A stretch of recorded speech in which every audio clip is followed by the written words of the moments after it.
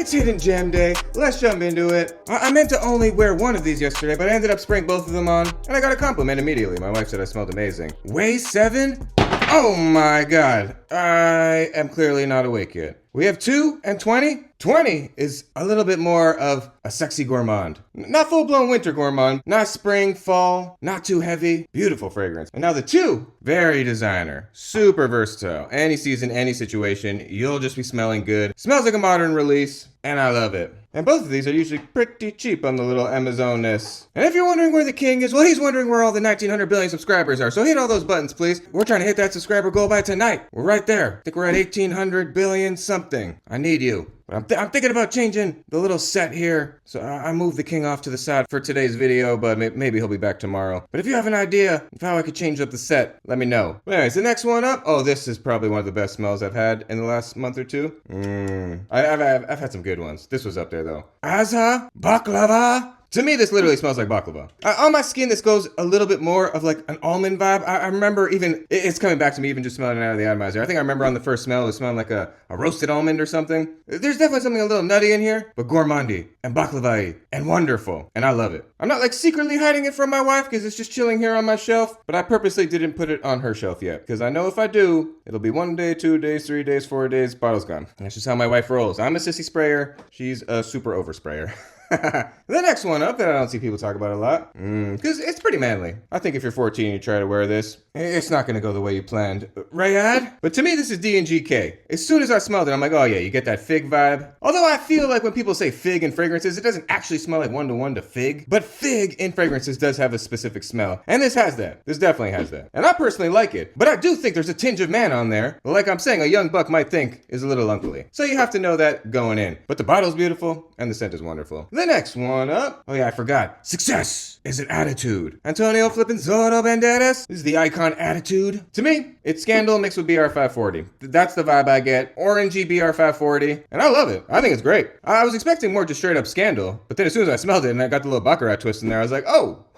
Was not expecting that. Oh, and the next one up. This is funny. My wife creeped into my office and sprayed a random fragrance on and then came out and was like, I bet you $100 you'll never guess what it is. And the first thing out of my mouth was for Car Gold all the way in the corner top shelf. And she went, how the heck did you know that? What the flip, blah, blah, blah. She actually was shocked that I got it. And I got it immediately. As soon as she walked over to me, I knew what she was wearing. And that's funny, actually. She smells really good in this. And I like the way it smelled on her. I like the way it smells in the air. I liked her sillage. But on me, I don't really love this fragrance. Which is funny, because a lot of you say 1 Million Parfum is your favorite 1 Million because it doesn't smell like the other 1 Millions. I'm pretty sure that's why it's my least favorite, because it doesn't smell like the other 1 Millions. And I don't really love it as much. To me, I guess the only way I could round it all off is super versatile, designer, mixed with something a little tropical, ozonic, sunscreeny, but not necessarily coconutty. It's an interesting one. And it does smell great in the air. And my wife loves it. I'm just whatever with it, but it is a good one. Oh, the next one up. I got this for $13. I mean, this bottle feels like it's 10 pounds. I'm like, I want to weigh it. I'm like, this bottle's really heavy, actually. Let's see what we got here. 449 grams? Yeah, this bottle's pretty flippin' heavy here. I'm telling you. There's some flippin' girth to the gaith. Anyways, besides this heavy metal cap, this smells wonderful. Barbershop, manly. You might possibly think it smells like Savage, spelled with a U, said all fancy. Elixir. I do too, and I like it better than Assad. Much better, actually. It doesn't have the same peppery vanilla mess on the dry down. But you need to be into this style of fragrances. As in, you need to be pretty manly. Or at least want to portray that energy. Because that's what I smell when I smell this. A man who's rich. So if you want to smell like a man who's rich, well, there you go. Oh, this one also smells like a rich guy. More for the fall, spring, winter. Now people will go back and forth with me all day on this one. People will be like, what are you talking about? It's not an irisy fragrance at all. All I smell is vanilla, blah, blah, blah. And then people will be the exact opposite. Be like, oh my God, it's so irisy. It smells like lipstick. I hate it. I'm with you. I think it's all of those things. To me personally, I think it's a nice intro to iris. I don't think it's too lipstick or makeup bag. Like there are some iris fragrances that I've smelled where I'm like, this smells like straight up lipstick. There's nothing else to say. It smells like you literally just bit into some lipstick or something. That's what it smells like.